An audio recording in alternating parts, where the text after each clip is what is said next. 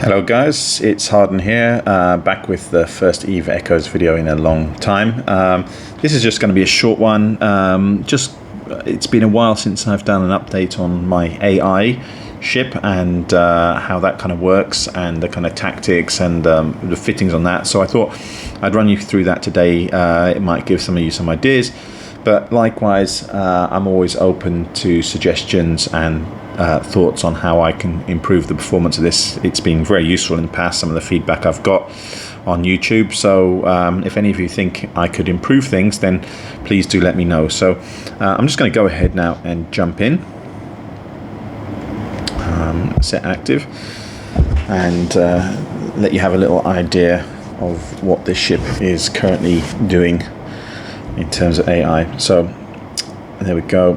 This apologies, my tablet that I'm working on here is a bit slow, especially when I'm recording. Okay, so I'm based up in Keba for AI, which is a double system. I can't remember the name of those kind of systems, but basically all the kind of missions spawn in these two systems. I will quickly show you here the actual fit. So you can see there I am using, so this is completely cold. This is also without my implant activated or in the right mode. You can see here that my weapons are rapids. I'm primarily going in at close range. Here you can see that the explosion velocity is 80.53 and the explosion radius is 57.4. So 80.53, the explosion velocity is pretty good for kind of NPCing, and the explosion radius is also very good because it means that you can hit basically one shot frig, everything up to a cruiser you can one shot. Cruisers normally take 2 and battle cruisers take 3 shots. In terms of the setup here, you can see it is these Pith and B types. So again, I invested. I think they've gone up in price recently. Let me see. I think I got most of mine for around. Let's have a look. Yeah, so it looks like they're about 1.5 billion now. Oh no, they're actually well. There's one on the market. It's 2.5 billion.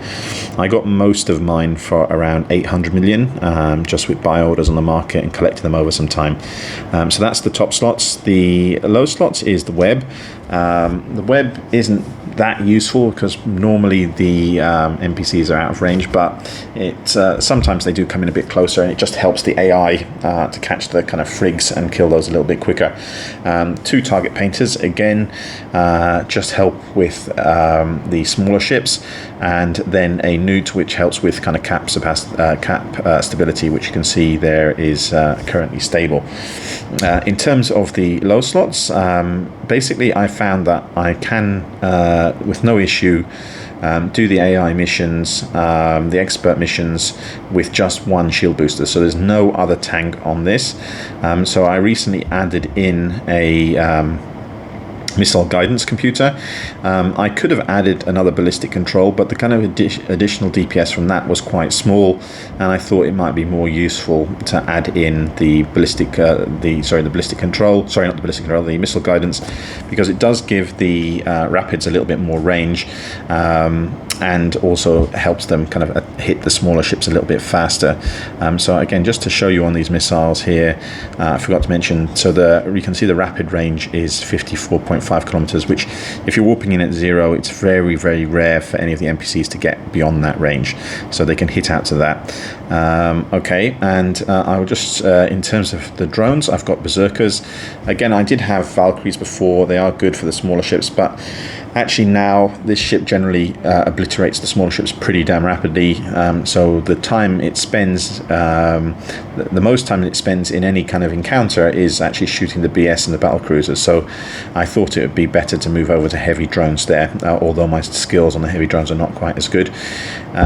If I jump into the rigs, you can see The capacitor rigs are level 4s, which is 2 capacitor control circuits and a semiconductor memory cell, which you can see here. The capacitor is no issues. Again, this is an important thing for AI, is you have to make sure you're cap stable, and you can see with those kind of particular rigs there's no issue there.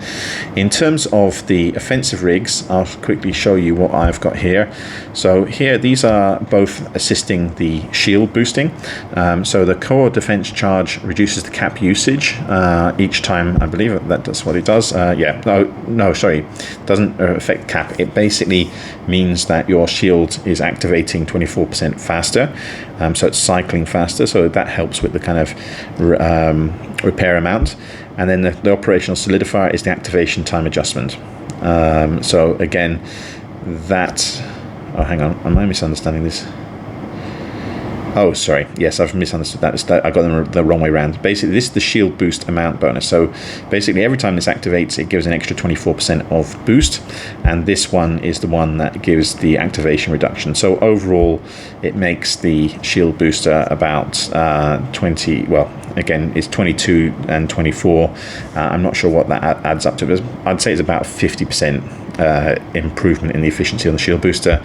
In terms of the other mods here, warhead calefaction and bay loading accelerator. Basically, warhead calefaction is just a pure DPS addition, and bay loading accelerator is basically activation time, which is better than the warhead calefaction. But in terms of the rigging, you can't have, I couldn't put bay loading in the same slot twice, but I have included it here. So I've got another bay loading rigs there, along with a warhead rigger catalyst, which reduces the explosion radius bonus.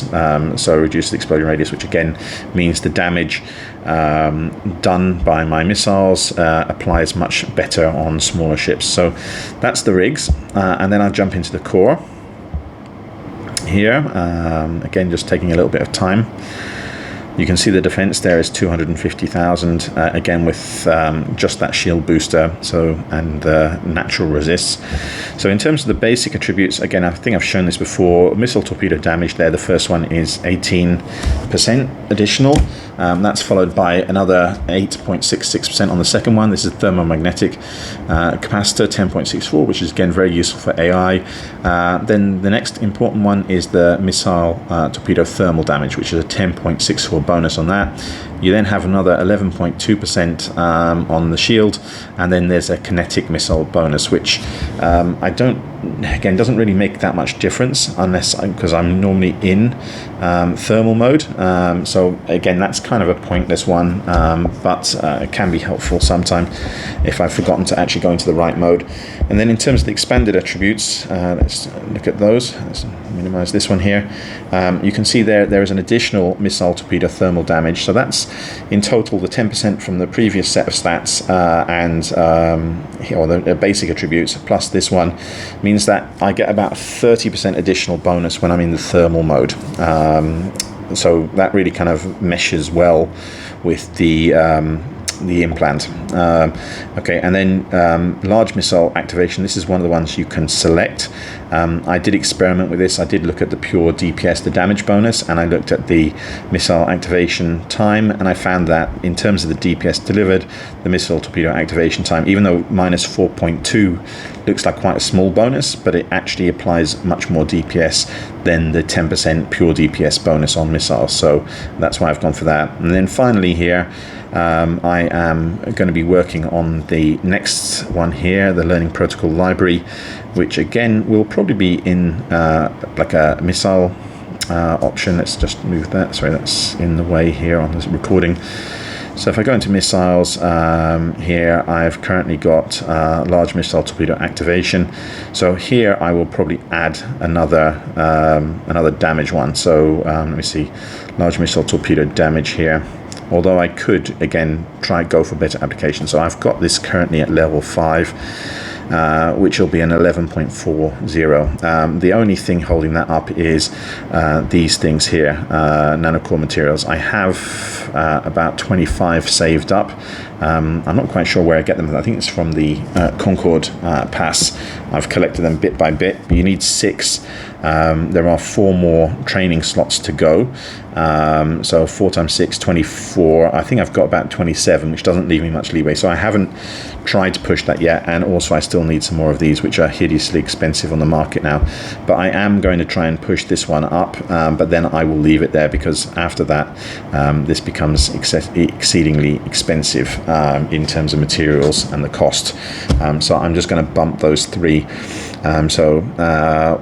Hopefully I can get that done fairly soon. As I said, I've got 24 of those red things now. I just need to collect the other materials, which I could buy on the market. I just need to earn some more ISK, because the prices have gone up so crazily, and I've just spent 26 billion on a Phoenix, which is my first capital ship. I am going to start training there that fairly soon, because I'm pretty much maxing out now on all the battleship skills. I've avoided capitals until this point, but I've decided that I will now take the plunge, and I bought my first Phoenix this morning. Haven't started training the skills or anything yet, haven't started equipping that yet, but we'll be doing that. In fact, on the subject of skills, again, just to give you an idea, this is a very specialized, this pilot is very specialized in terms of missiles. If I jump in here to skills, currently training one of those new skills, the expert shield generation, up to level 5. It's only an additional 1%, I believe, in terms of the shield.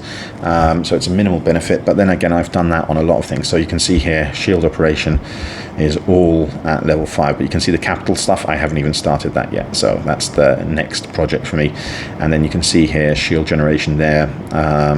I'm just doing the final one up to level 5, which will just give me that extra 1% shield, which isn't that huge, but again, every little bit helps, and some fights do go down to the wire.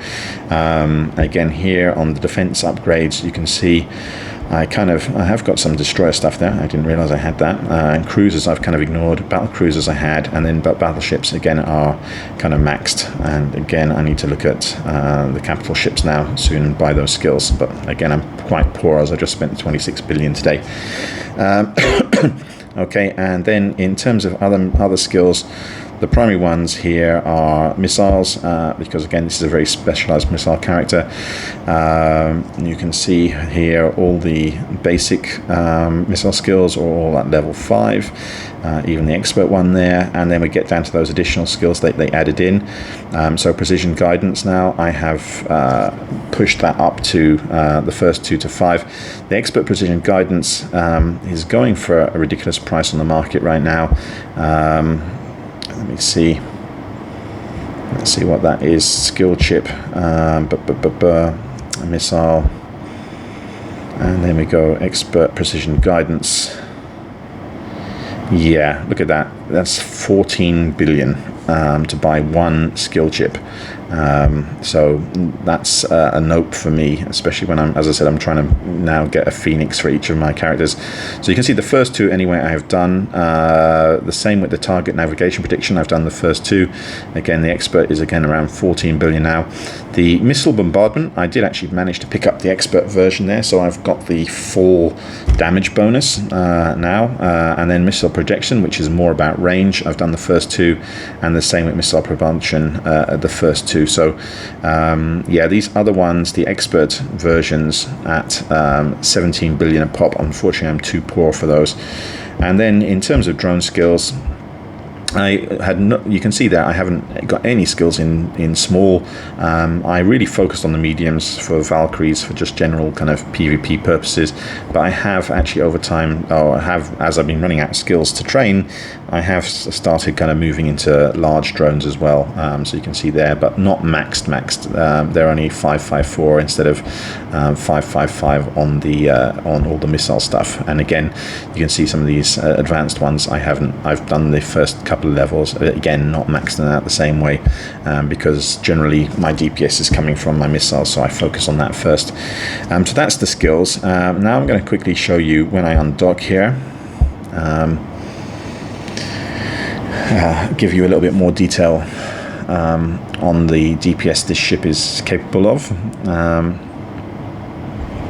and what it's doing in terms of the AI missions. So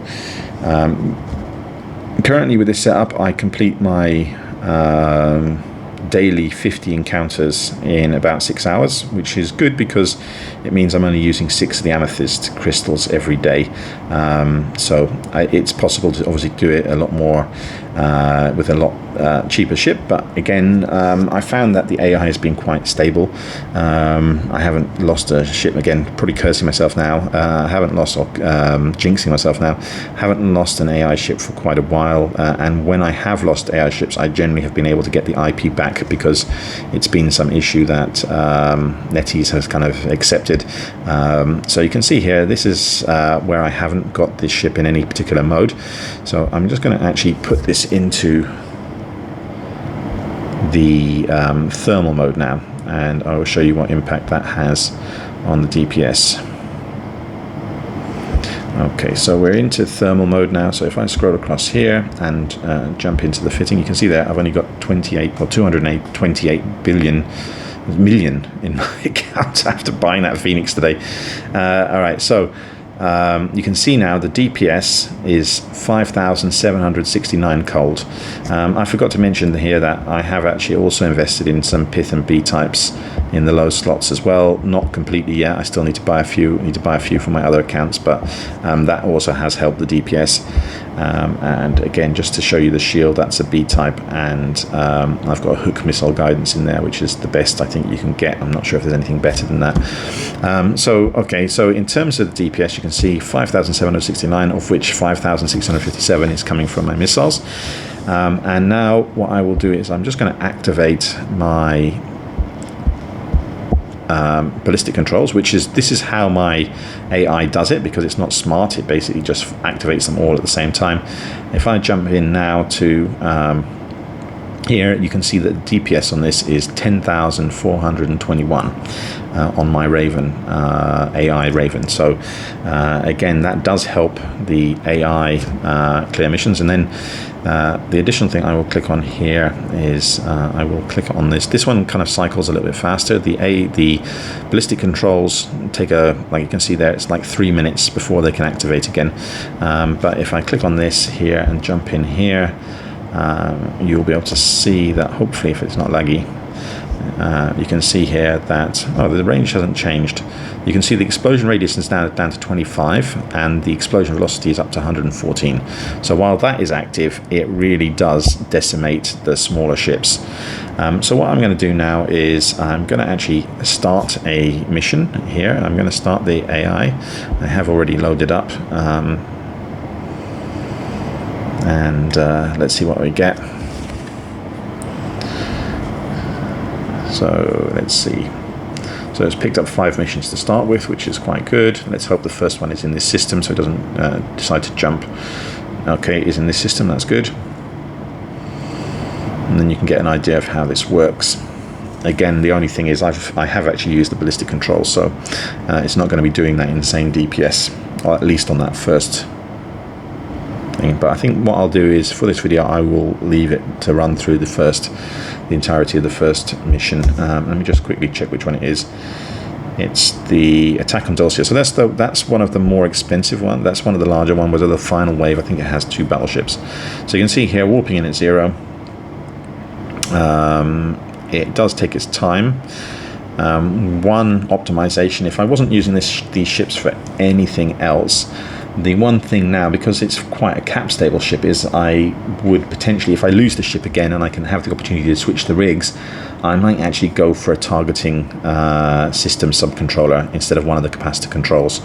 I would need to test that to make sure the ship is still cap stable, but I think it should be no bother. Because it literally is just running the shield booster. So you can see here on the Geddon, okay, so obviously it's doing thermal damage. If I jump in here, I can just show you just how huge the thermal damage is once it's in this mode, which is 4,037. Again, coming primarily from the nanocore plus the implant. Again, I don't wonder if I can show you in terms of the implant, just to give you again an idea, because again, this is very specialized. This is not something most people will be able to achieve overnight. So you can see here, warhead charge now is up to level 38, which means that basically the missile damage radius reduced by 15%, explosion radius reduced by 45.3. So again, it's getting good. I'm probably not going to take it beyond level 40. So that's the first wave. Here's the second wave. Yeah, because it just gets hideously expensive, and what I would rather do is start spending those the things I get from the DR to kind of push the other 3 missile implants up. I haven't really used those ones. I've kind of stuck with warhead charge because it's quite flexible. I like the fact that you have that ability to go into precision mode, which again does help with smaller ships, especially if they're orbiting super fast. And then you've also got the extra range, which is also handy sometimes, especially when I do NPCing in 0.0. Sometimes the enemy battleships do kind of drift out of range, especially if I'm, again, depending on what missiles I'm using, like if I'm using rapids, they sometimes drift out to 60, 70, and they're just beyond the range, and I just click that mode, and although it reduces the damage, it does, oh, you can see that, sorry, that battle cruiser, by the way, that's 2 hits. Oh, it's just 2 and a bit hits, basically. For some reason, it decided to switch away from it. Yeah, again, a bit of overkill with missiles, all of that to kind of finish off that little bit of structure. What was I saying? Yeah, I was saying, yeah, the mode to kind of increase the range can be handy sometimes, but I primarily stick with the kind of thermal on this ship, because this ship is the nanocore is specifically set up for that. When I'm using my Ravens in 0.0 Typhoons, then I will have a different mode kind of selected because those ships haven't been optimized for the thermal damage. So here's the final wave. As you can see, it's kind of mown through this pretty quickly. I think this is the last one. Let me see. Let's see when it locks up. I thought it was a bit... Yeah, oh, there you go. So this is 8 ships, so it's slightly larger. Let's see what we target first here. What's it going to hit first? Okay, it's going to go for the APOC first. Oh no, the magnet there. So you got 1 hit there on the magnet. Now it's going for the APOC. Again, it does silly things sometimes. Like for instance, one thing that really annoys me is it starts hitting a battleship and then suddenly decides to switch target. I don't know why. So now it just wasted, switched over, and now it's going to switch back to the Apocalypse. You can see a nice hit there for 18,000. Again, this is using rapids. I have actually considered whether I could use torps, because again, this ship with the rigs and everything else, and the Raven Navy issue, it should still apply to the small ships pretty damn well. But again, for now, I've found the rapids are the kind of best thing for. I probably need to do a little bit more experimenting here. So you can see this is the kind of largest wave you will get in any of the expert encounters, where you've got 8 ships and 2 battleships. So you can see that my shield is going down, like a little bit, but the AI is just kind of mowing through these NPCs so quickly that basically the DPS will drop down. By the time it warps the next one, the shield will be back at full strength. Again, if I go into the shield here, let me see if I can do that. No, it's not letting me. Maybe if I do it through the fitting screen. Yeah, okay, I'll do that here. You can do it's doing a shield boost amount of 1,000, well, basically 1,200 every 4.78 every 5 seconds. And then there you go, we're on to the last nice 22,000 hit on the shields. So yeah, with the thermal, it just basically obliterates shields. It takes a little bit longer when it gets to the armor, yeah, because armor has better resists against thermal. But once it gets back into the structure, then it kind of obliterates things quite quickly. So that's that.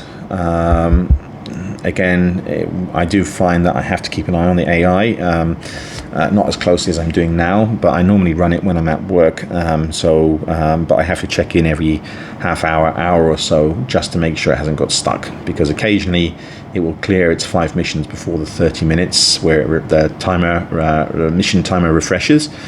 so it can't select more, and then it gets stuck. So I have to kind of check it from time to time, which is okay because, as I said, I'm normally running this at work. If I was doing it at night when I was asleep, I would probably go for a lower DPS setup where I know it will take longer to complete the missions, and therefore it's less likely to get stuck. But as I'm doing this when I'm awake normally, I can do this. So I've actually found, I know a lot of people bitch about the AI skills and things. For me, as a dad with 2 kids, normally only have like an hour or so to play in the evening. I found this has been really wonderful because basically it's allowed me to make ISK, to buy ships, to fit ships, and to be. I'm not by any means rich. I'm not by any means. Like in comparison to some of the kind of industrial people in my corp, the amount of money they have, but it lets me do what I want to do, which is to do the PvPing. So basically I will run this for whatever 6 hours, and then I will jump in a scepter and head down to 0.0, where when I have my active game time for an hour or 2 in the evening, I can actually just do what I want to do and do a bit of hunting and try and catch some bad guys. And I've been having some reasonably good success recently on that score as well. I have set up some kind of a little mini typhoon fleet, which has been working very well for me. A few losses, but I kind of killed a lot more than I've lost, and maybe I'll do a video at some point kind of showing my setup there. It's the typhoons are more focused, I would say, on killing battle cruisers and cruisers downwards than they are in fighting battleships, but they still can do well against battleships as well, and they actually give a lot of people a surprise. I think especially a lot of the Inti pilots and kind of Astro guys, they get a surprise at both the speed they lock and the fact that I can hit them with a salvo, because the Typhoon does have bonuses that helps it apply damage to smaller ships. So they've been working quite well. But anyway, that's it for now. Again, I apologize that there hasn't been more content from me. Again, it's just being a dad with 2 kids, don't really get that much opportunity to record these videos, and also always trying to find things that might be interesting. I have limited play time, so I'm not the kind of most exciting player in terms of what I'm doing on a day-to-day basis, and there's not that much variation, so there's no point in me churning out content just for the sake of it. I do want to kind of make sure there's something new and relevant when I put something out. But anyway, I hope this video is interesting. If you do have any suggestions on the AI that could improve my performance, yeah, I understand that if you do this with an APOC or some other ship, it would probably be much better. However, I am stuck in my ways on that score. It's definitely going to be missiles of some variety, and again, the amount of investment in these Ravens in their nanocores means that I'm probably going to stick to the Ravens. But if you do have some suggestion on how I can optimize those further, then please do let me know. I do appreciate your feedback. All right, thank you guys.